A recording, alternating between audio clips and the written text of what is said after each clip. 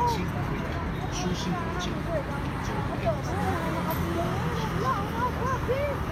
Oh my God. Saan ka? Saan ka ba? Pagpila na ka. Ang dami. Ang dami. Tingnan mo kung may itin tayo. Nasaan? Tingnan natin kung may itin na nakapila.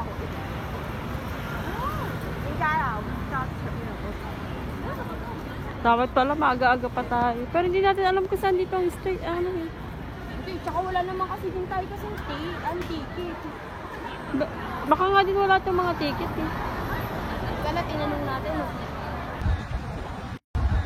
Ito na nga ang latest update sa SB19 dahil mamayang gabi na nga ang magiging performance at a-attend na nga ang SB19 sa Hito Pop 2025. At ito na nga ang latest update sa labas mismo ng Taipei Arena na kung saan kitang-kita mo talaga na napakadaming mga supporters na nakapila na nga mismo dito para abangan ang SB19 at siyempre ang mga sikat din na mga artists at performer sa China at Taiwan. Ayan, so super dagsa talaga siya at pinipilahan na talaga para syempre early bird silang makapasok sa arena at makapasok na nga sila kaagad doon dahil excited na rin sila makita at marinig ang mga performances katulad na lamang ng SB19. Kaya naman no doubt na agad nag-sold out ang kanilang world tour dito sa Taiwan dahil